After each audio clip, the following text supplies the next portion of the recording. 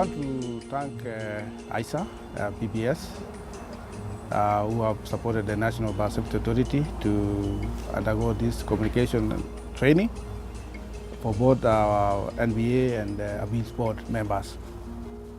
To me, from where I sit, this has been a very wonderful experience for us.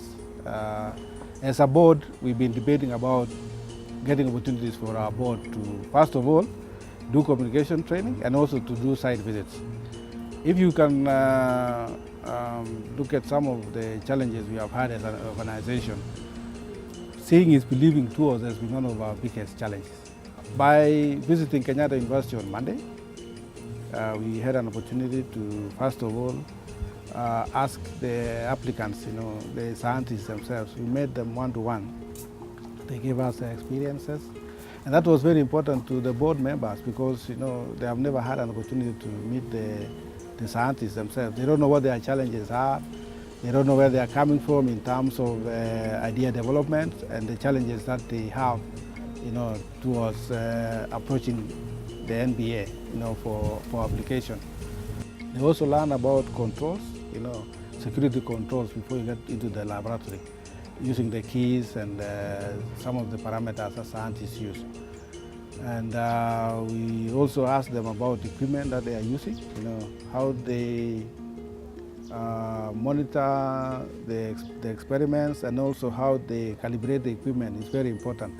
One requirement in biosafety is that they need to annually certify the equipment. So we asked them who does the certification for you, what are some of the challenges that they have, and how NBA can be useful to them.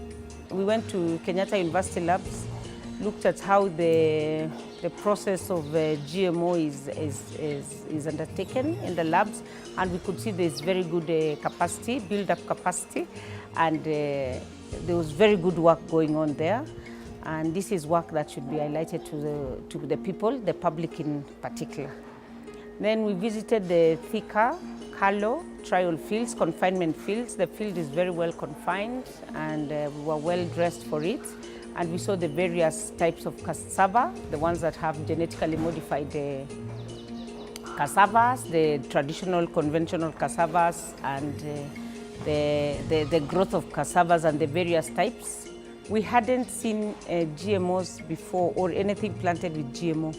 And initially it was by reading in books and by seeing them in the internet, And this was real life experience happening in our own country, just a few meters from our working stations. That was very encouraging, and we could see that there's very good progress in terms of what GMO is doing.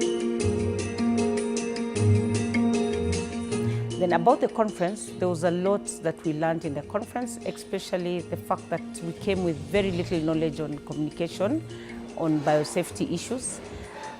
We started off with looking at on our Pentagon, on what our skills at the Pentagon, and most of us had 0 to 25% on that skills. But by the end of the conference, we realized that we could communicate confidently. We could talk about GMOs more confidently. There was new knowledge that we learned, and we learned that there is capacity within ourselves. The Appeals Board has had the privilege to join into this training.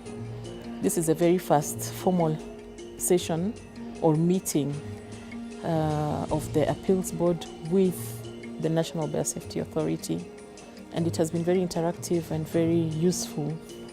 The training was on communication skills. I think the Appeals Board really appreciated this opportunity because, as we've said, we have to do an outreach program. We have to go out to the public and let the public know what our role is.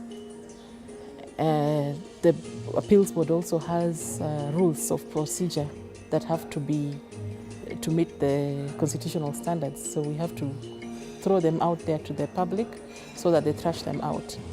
So with the training skills that we have attained in this workshop, we are going to sit down, compose our messages, know who our stakeholders are, and compose the right messages for them. I would say we've enjoyed the training and it will be definitely useful to our work.